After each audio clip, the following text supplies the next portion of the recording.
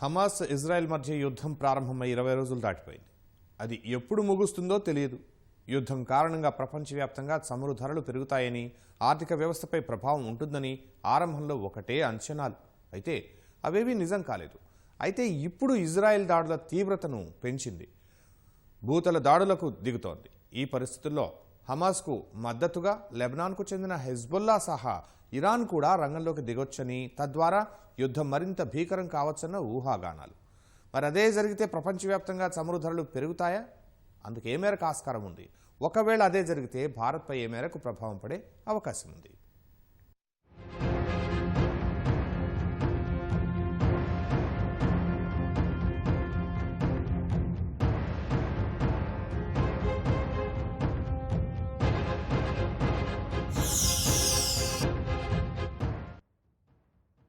రెండు దేశాలు లేదా రెండు వర్గాల మధ్య యుద్ధం జరుగుతుంది అంటే నష్టం వాటికి మాత్రమే పరిమితం కాదు. ఆయా దేశాల మీద ఆధారపడ్డ ఇతర దేశాలకు ఉంటుంది.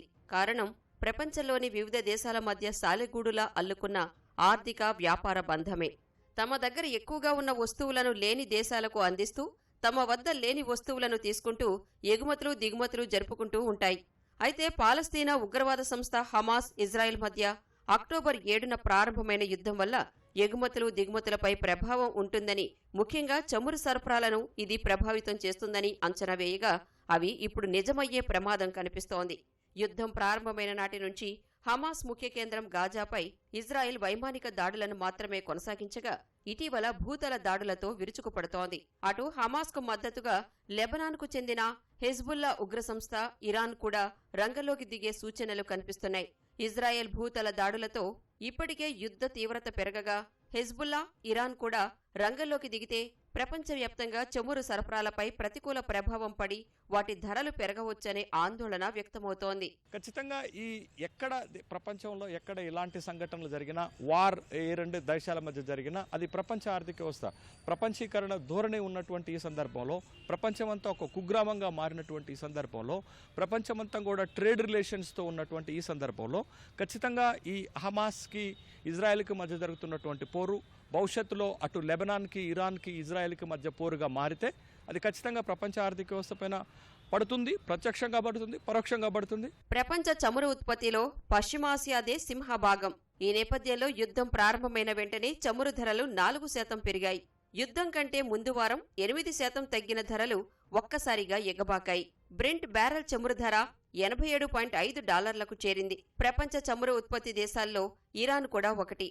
అయితే ఇజ్రాయెల్పై పోరాటం చేస్తున్న హమాస్కు ఇరాన్ మద్దతిస్తోంది. ఆ సంస్థకు ఆయుధాలు కూడా సరఫరా చేస్తోంది. ఇజ్రాయెల్పై హమాస్ ప్రయోగించిన డ్రోన్లు ఇరాన్వే అనే అనుమానాలు వ్యక్తమవుతున్నాయి. లెబనాన్ వేదికగా పోరాటం చేస్తున్న హెజ్బుల్లాకు ఇరాన్ కూడా మద్దతిస్తోంది. అయితే హమాస్ హెజ్బుల్లాకు మద్దతిస్తోందని ఇజ్రాయెల్ ఆరోపిస్తున్నా దీనిని ఇరాన్ ఖండిస్తోంది. ఇప్పటి వరకు యుద్ధంలో ఇరాన్ ప్రత్యక్షంగా పాల్గొనకపోయినా ఒకవేళ పాల్గొంటే మాత్రం పోరాటం మరింత తీవ్ర రూపం దాల్చే అవకాశం కనిపిస్తోంది. అప్పుడు ఇరాన్ నుంచి ప్రపంచ దేశాలకు చమురు సరఫరాలపై ప్రభావం పడి అది ధరల పెరుగుదలకు దారితీసే అవకాశముంది.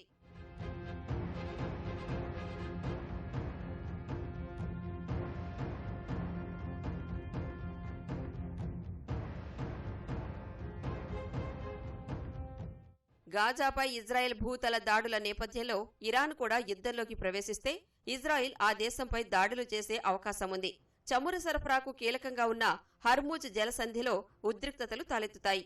గతంలో ఒకసారి యుద్ధ నౌకలను పంపేందుకు అమెరికా ప్రయత్నించిన సమయంలో ఈ జలసంధిని మూసివేస్తామని ఇరాన్ హెచ్చరించింది. ఒకవేళ ఇజ్రాయెల్ తమ దేశంపై దాడి చేస్తే ఇరాన్ దాన్ని మూసివేసే ప్రమాదం ఉంది. అప్పుడు ప్రపంచ చమురు రవాణాపై ప్రతికూల ప్రభావం ఉండే అవకాశం కనిపిస్తోంది.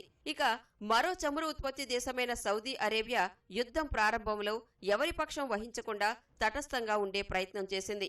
ఆ తరువాత గాజాపై ఇజ్రాయెల్ దాడులను సౌదీ యువరాజు పరోక్షంగా ఖండించారు. ఒకవేళ యుద్ధం మరింత ముదిరితే సౌదీ వైఖరి ఎలా ఉండనుంది అన్నది తెలియాల్సి ఉంది. సౌదీ ఇజ్రాయెల్ను వ్యతిరేకించినా లేకున్నా యుద్ధం తీవ్రమైతే మాత్రం చమురు సరఫరాలు ధరలపై ప్రభావం ఉండేందుకు ఆస్కారం కనిపిస్తోంది.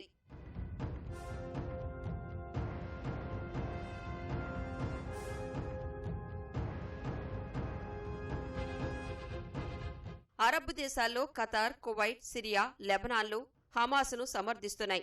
వీటిలో ఖతార్, కువైట్లు కూడా చమురు ఉత్పత్తి దేశాలే. పలు ఇతర అరబ్ దేశాల నుంచి కూడా ప్రపంచానికి చమురు సరఫరా జరుగుతోంది. అయితే హమాస్ను సమర్థిస్తున్న దేశాలు యుద్ధంలో ప్రత్యక్షంగా పాల్గొనకపోయినా సిరియా, లెబనాన్ నుంచి ఇజ్రాయెల్పై రాకెట్ దాడులు జరుగుతున్నాయి. మరి హమాస్కు పశ్చిమాసియాలోని అన్ని అరబ్ దేశాల నుంచి మద్దతు లభిస్తుందా అంటే చెప్పలేని పరిస్థితి నెలకొంది. కారణం 50 ఏళ్ల కింద పాలస్తీనాకు మద్దతుగా ఇజ్రాయెల్పై వ్యతిరేకత వ్యక్తం చేసిన దేశాలు ఇప్పుడు అదే తరహాలో స్పందించకపోవడం. ప్రపంచ భౌగోళిక రాజకీయాల సమీకరణాల్లో సౌదీ, యుఏఈ లాంటి దేశాలు స్వావలంబన దిశగా సాగుతూ ఇజ్రాయెల్, అమెరికాతో సత్సంబంధాలు పెంచుకోవాలని భావిస్తున్నాయి. పలు ఇతర అరబ్ దేశాలు సైతం ఇజ్రాయెల్తో వ్యతిరేక వైఖరిని వదిలేస్తూ ఆ దేశంతో ఒప్పందాలు చేసుకుంటున్నాయి. ఈ నేపథ్యంలో సౌదీ సహా అరబ్ దేశాలు ఇజ్రాయెల్కు దగ్గర కాకుండా హమాస్ దాడులకు దిగిందనే వాదన ఉంది. మరి అరబ్ దేశాలు రాబోయే రోజుల్లో ఇజ్రాయెల్తో ఎలాంటి వైఖరి తీసుకుంటాయన్న అంశంపై కూడా చమురు ధరలు ఆధారపడి ఉంటాయి.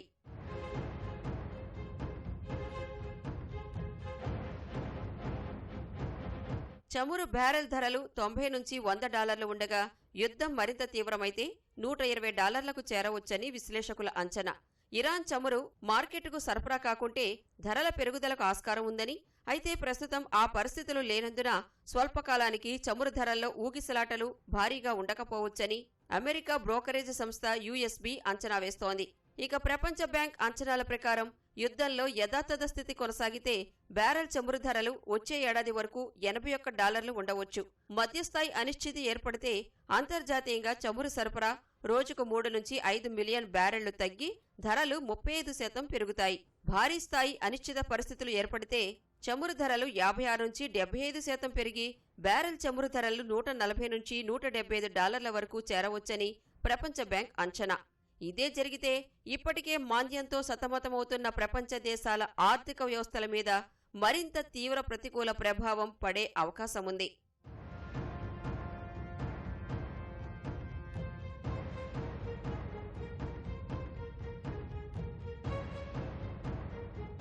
అంతర్జాతీయంగా చమురు ధరలు పెరిగితే భారత్ మీద కూడా ప్రభావం ఉంటుంది. చమురు అవసరాలకు 85% దిగుమతులపైనే ఆధారపడుతున్న నేపథ్యంలో అంతర్జాతీయ ధరల ప్రభావంతో ఇక్కడ ధరలు పెరిగే అవకాశం ఉంది. చమురు ధరలు బ్యారెల్కు $10 పెరిగే కొద్దీ దేశ కరెంటు ఖాతా లోటు 0.5% పెరుగుతుంది. ఇది రూపాయి స్థిరత్వాన్ని దెబ్బతీసి ద్రవ్యోల్బణాన్ని ఊగిసలాటకు గురిచేసే అవకాశముంది. చమురు ధరలు పెరిగితే రవాణా సహా అన్ని రంగాలు ప్రభావితమవుతాయి కాబట్టి సామాన్యులపై ధరల భారం పడుతుంది. ఇది మొత్తం ఆర్థిక వ్యవస్థపైనే ప్రభావం చూపిస్తుంది. భారతదేశము ఒక ఇరాన్ తోటి కొంత మేరకు చమురును దిగుమతి చేసుకుంటుంది. భారతదేశం ముఖ్యంగా పెద్ద ఎత్తున రష్యా నుండి, తర్వాత ఇరాక్ నుండి, మూడోది సౌదీ అరేబియా నుండి మనం పెద్ద ఎత్తున దిగుమతి చేసుకుంటాం. ఇరాన్ నుండి కూడా దిగుమతి చేసుకుంటాం, కానీ కొద్ది మొత్తంలోనే దిగుమతి చేసుకుంటాం. లెబనాన్ నుండి కూడా కొద్ది మొత్తంలో దిగుమతి చేసుకుంటాం.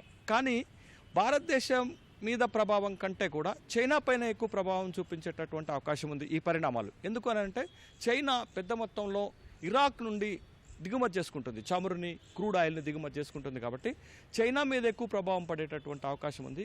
భారతదేశం పైన తక్కువ మొత్తంలోనే ప్రభావం చూపించేటటువంటి అవకాశం ఉన్నది. కానీ దాని తీవ్రత అనేది అటు రష్యా, ఉక్రెయిన్ మధ్య జరిగినటువంటి దాడుల కంటే ఈ రెండింటి మధ్య జరుగుతున్నటువంటి దాడి కాస్త తక్కువ ప్రభావాన్నే భారతదేశం పైన చూపించేటటువంటి అవకాశం ఉంది.